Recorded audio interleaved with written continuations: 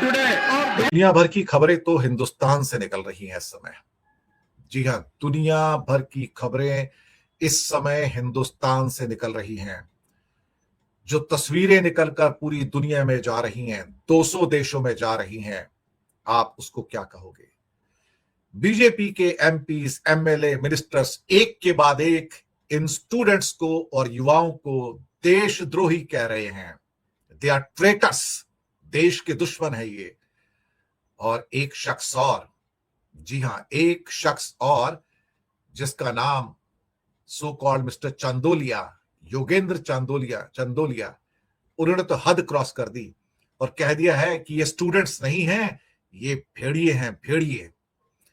Bharatiya Janata party ने अब भारत के युवाओं को और स्टूडेंट्स को भेड़िया कहा है, देशद्रोही कहा है, देश का दुश्मन कहा है। सच बात तो कहा यह है कि देश की दुश्मन इस समय भारतीय जनता पार्टी है। देश के दुश्मन भारतीय जनता पार्टी के लीडरान हैं, जो देश के युवाओं के ऊपर अपना आतंकी राज फैला रहे हैं। वो जंतर मंतर को तियानमेन स्क्वायर के अंदर कन्वर्ट कर देना चाहते हैं और मुझे लगता है वहां पर अगर ये देखा जाए तो शायद ना जाने कितनों की बलि ले लेना चाहते हैं। जैसे चीन के अंदर तियानमेन स्क्वायर के अंदर कई लोगों की बलि ले ली गई थी, उनके ऊपर टैंक चढ़ा दिए गए थे। शायद भारत के अंदर भी कुछ ऐसी सोच होगी कि एक बार कुचल डालो, तियानमेन स्क्वायर बनने दो, उसके बाद बाकी सबको तो चुप करा दिया, जज शांत हो गए, ब्यूरोक्रेट शांत हो गए, मीडिया शांत हो गया, बाकी सब ने अपनी आत्मा बेच दी। एक हिंदुस्तान का जेंजी बचा है, इसे भी खरीद लो, और खरीद नहीं सकते तो इसको बुलडोजर के नीचे कुचलकर टुकड़े टुकड़े कर दो, ताकि उसके बाद जैसे चीन में कोई उठ नहीं पाया तो यहां भी कोई उठ ना पाए। साहब, इनकी ख्वाहिशें रह जाएंगी। अभी तो यहां तक बात निकल के आ रही है कि धर्मेंद्र प्रधान को इस्तीफा देना होगा। 2 दिन रुक जाइए, ये इस्तीफा मोदी को भी देना होगा और शाह को भी देना होगा, और बीजेपी और आरएसएस की इस सरकार को भी इस्तीफा देना होगा। इन्हें भी देश छोड़कर भागने का मौका नहीं मिलेगा। जी हां, ये भी अपनी जान बचाते घूमेंगे। भारत के युवा जागे हैं तो कहीं ना कहीं इसकी आग तो पहुंचेगी। राहुल गांधी ने प्रधानमंत्री निवास से कुछ दूर धरना क्या दे दिया कि पैर कांपने शुरू हो गए इनके, और भारत के युवा छात्रों को भेड़िया कहने पे आ गए, देशद्रोही कहने पे आ गए। भेड़िया कौन है और देशद्रोही कौन है, इसका फैसला आप करेंगे। आप दर्शक भी हैं, आप भारत की जनता भी हैं, आप फैसला करेंगे। और कल किसानों के नेता भी ज्वाइन करने जा रहे हैं जंतर मंतर के ऊपर। किसानों के नेता, ये आंदोलन फैलेगा कल, पूरा का पूरा हर डिस्ट्रिक्ट के अंदर आंदोलन होगा और लाखों करोड़ों छात्र और युवा बाहर होंगे सड़कों पर, अपना हक मांगेंगे। हक मांगना गुनाह नहीं है। मोदी कहते हैं कि फास्ट ट्रैक कोर्ट बनाए हैं, और मैं फास्ट ट्रैक कोर्ट जल्दी से जल्दी जो अपराधी होंगे उसको मैं सजा दिलवाऊंगा। सबसे बड़ा अपराधी तो अपनी मिनिस्ट्री के अंदर पाल कर बैठे हैं मोदी, धर्मेंद्र प्रधान। उस अपराधी को बचा रहे हैं और फिर 2-4 छुट भइयों को पकड़ के अंदर कर देना चाहते हैं, लेकिन असली अपराधी, असली दोषी तो उनका मिनिस्टर है, उसकी बात नहीं करते। बात इसलिए नहीं करते, धर्मेंद्र प्रधान को निकाल दिया, सैक कर दिया तो मोदी झुक जाएगा, और मोदी झुकता नहीं है। दरअसल जो झुकते नहीं है वो टूट जाते हैं एक दिन। आपको पता है कि जंगल में वो पेड़ सबसे पहले कट जाते हैं जो सीधे खड़े होते हैं। आप सोचिए, जो फ्लेक्सिबल पेड़ होते हैं उनको पहले नहीं काटा जाता, उन्हीं को काटा जाता है जो सीधे खड़े होते हैं। और एक ना एक दिन ऐसा होता है वही पेड़ पहले कटते हैं। मोदी जी सीधे खड़े रहिएगा, कोई बात नहीं, वक्त का पहिया चलेगा, सबको कुचल कर निकल जाएगा। हम होती है, हर रात की सुबह होती है। दुनिया में कोई ऐसा नहीं है जिसका शासन हमेशा के लिए चले। भाजपा सांसद योगेंद्र चंदोलिया के एक बयान ने भारी आक्रोश पैदा किया। कहते हैं दिल्ली में किस प्रकार बाहर से लाकर लोग गुंडाई कर रहे हैं, छात्रों के भेष के अंदर। ये भेड़िए हैं, ये छात्र नहीं है, ये स्टूडेंट्स नहीं है, ये भेड़िए हैं, वॉल्व्स हैं, वॉल्व्स। ये भारतीय जनता पार्टी के एमपी हैं। और बाकी बहुत सारे एमपी और एमएलए और मिनिस्टर जो अलग अलग स्टेट्स में हैं, वो इन्हें देशद्रोही कह रहे हैं, कुचलने की बात कर रहे हैं कि इनको कुचल देना चाहिए और इनको ऐसा करना चाहिए कि ये उठ ना पाए। नरेंद्र मोदी छात्रों को पुलिस से पिटवाते हैं, सुप्रिया श्रीनेत कहती हैं, और अपने सांसद से उन्हें भेड़िया कहलवा रहे हैं। कमाल की बात है। और फिर छात्रों को अंदर कहते हैं ये पत्थरबाज हैं, ये भाड़े के टट्टू हैं, ये जॉर्ज सोरोस के आदमी हैं, ये विदेशों के द्वारा प्रायोजित हैं। और फिर कहते हैं तुम सबके पासपोर्ट कैंसिल कर दिए जाएंगे, तुम सबको जेलों में डाल दिया जाएगा। नेशनल सिक्योरिटी एक्ट जो आज लागू कर दिया गया दिल्ली में 18 अक्टूबर तक, जहां किसी भी व्यक्ति को 1 साल के लिए जेल में बिना जमानत के डाला जा सकता है, जैसे वो आतंकवादी होता है। और साथ में यह कहा जा रहा है कि अगर तुमने प्रोटेस्ट किया तो तुम्हारे फ्यूचर को बर्बाद कर देंगे। चाइना समझ रखा है क्या? चाइना की तरह बुलडोजर चलाना चाहते हो, या टैंक चलाना चाहते हो, या फिर उसके ऊपर बख्तरबंद गाड़ियां चढ़ाना चाहते हो? क्या करना चाहते हो? नसीरुद्दीन शाह ने ठीक तो कहा है कि जाहिल गंवार आदमी जो राजा होगा, जिसकी रहनुमाई होगी, तो उसके अंदर यही तो होगा और क्या होगा। यही तो कहा था, यही कहा था ना। नसीरुद्दीन शाह ने क्या कहा? अगर एक जाहिल इस मुल्क की रहनुमाई करे तो उसका दिल ही चाहेगा कि पूरा मुल्क उसकी तरह जाहिल, नासमझ, नाकाबिल और बेरहम बने। मेरी पूरी हमदर्दी उनके साथ है।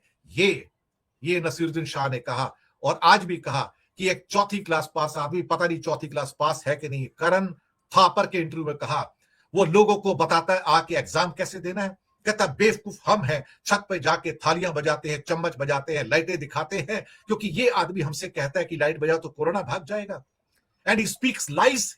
ये बोलते हैं, नसीरुद्दीन शाह बोलते हैं। बोलता है 35 साल मैंने भीख मांगी, भीख मांग के मैंने अमेरिका के 30 स्टेट्स देखे, मैं यूरोप घूमा भीख मांग के। आप सोचिए ये कौन हो सकता है?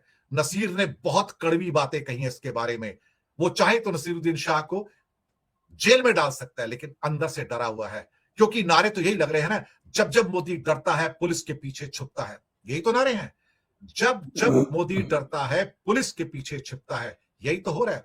और बीजेपी के बाकी सांसद और एमएलए क्या कह रहे हैं? ये सब देशद्रोही हैं, ट्रेटर्स हैं, ये देश के दुश्मन हैं, इन्हें सबक सिखाने का वक्त आ गया है। ये कहते हैं इन्हें सबक सिखाने का वक्त आ गया है।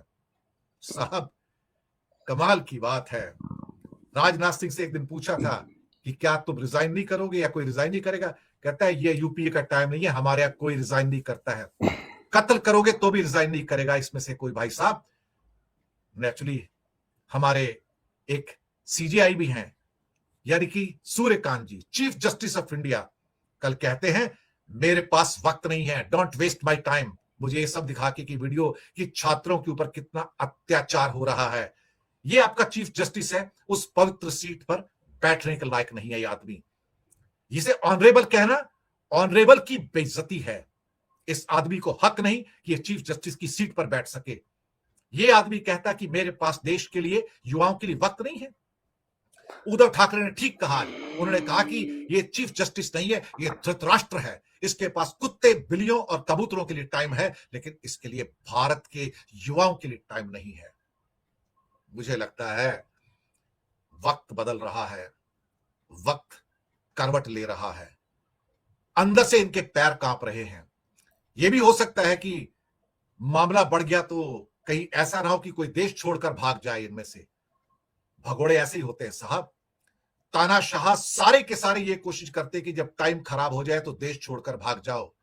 राजापक्षे देश छोड़कर भाग गया श्रीलंका से, शेख हसीना देश छोड़कर भाग गई बांग्लादेश से, केपी शर्मा अपने प्रधानमंत्री निवास छोड़कर भाग गया था नेपाल में, मिलिट्री कैंप पे चला गया था, अगर आप भूले नहीं हो तो। और यही अमित शाह कहते थे 50 साल राज करने के लिए आए हैं और यहां कोई जेंजी सर नहीं उठा सकता है। इस जेंजी को मेरा सलाम है, इस जेंजी को मेरा प्रणाम है, इस जेंजी को मेरा सत श्री अकाल है। ये जेंजी भारत का गौरव है, ये भारत का गर्व है, ये भारत का प्राइड है, ये भारत का भविष्य है। आज भारत के भविष्य के साथ ये खेल रहे हैं। ये जितने भी जाहिल गंवार नेता हैं, अनपढ़ लोग हैं, दूसरों को आके सिखाते हैं। इन्हें खुद तो पढ़ना लिखना आता नहीं, लेकिन जो बच्चे हमारे पढ़ लिख कर कुछ बनना चाहते हैं, ये उनका फ्यूचर बर्बाद करते हैं। फ्यूचर बर्बाद करते हैं। एक शख्स लिखते हैं हिंदू राष्ट्र बनेगा तो जाहिल और गंवार राष्ट्र ही बनेगा, आतंकित करने वाला राष्ट्र बनेगा, तालिबान जैसा राष्ट्र बनेगा। क्योंकि अगर अफगानिस्तान के अंदर तालिबान है तो यह हिंदू तालिबान एक आतंकवादी राष्ट्र ही बन सकता है। मैं हिंदू राष्ट्र की कल्पना नहीं कर सकता। हिंदू राष्ट्र सिर्फ एक किस्म से हिंदुओं का आतंक ही फैला पाएगा और कुछ नहीं। अखंड हिंदू राष्ट्र कभी नहीं बनना चाहिए, क्योंकि अखंड मुस्लिम राष्ट्र बना के लोगों ने देख लिए कि इतिहास में क्या होता है। जब भी धर्म अपने विभत्स रूप में पहुंच जाता है तो वह आतंकी बन जाता है। हमें इस धर्म को वहां तक नहीं पहुंचाना है। हमारा धर्म यह है कि हम सबकी बात करें। और हमारा गोदी मीडिया, खुदा बचाए उससे साहब, खुदा बचाए। ये लोग आज भी कोशिश कर रहे हैं कि इन सबको देशद्रोही ट्रेटर्स का नाम दिया जाए, इन्हें भेड़ियों का नाम दिया जाए। लेकिन एक दिन ऐसा आएगा कि ये जनता, ये युवा, ये उनको भी नहीं छोड़ेंगे। इन्हें बच के रहना चाहिए। इन्हें सोचना चाहिए जो हाल तानाशाहों का होता है वही गोदी मीडिया के टेलीविजन स्टूडियोज का भी एक दिन हो जाएगा, और वो उससे बच नहीं पाएंगे। मैं आपको बताऊं, वक्त सबका हिसाब लेता है। ये वक्त सबका हिसाब लेता है। ये वक्त किसी को नहीं बख्शता। ये वक्त अपने बुलडोजर के नीचे बड़े बड़े सिकंदरों को कुचल कर चला गया। ये जो लोग कहते हैं ना कि हम यहाँ 5 साल के लिए नहीं 50 साल के लिए राज करने के लिए आए हैं, अगली सांस का पता नहीं। और साहब 50 सालों की बात करते हैं ये लोग।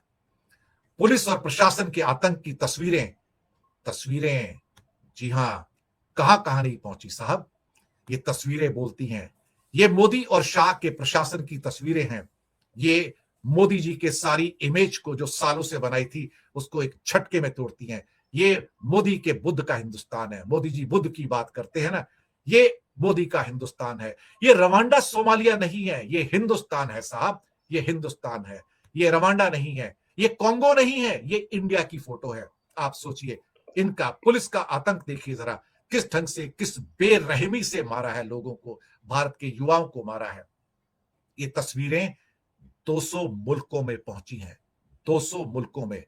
और ये तस्वीरें सब कुछ कहती हैं। ये तस्वीरें सदियों तक रहेंगी और मोदी और शाह के जो उनकी क्रूरता है उनके शासन की, उसको आने वाले सदियों तक बयान करेंगी।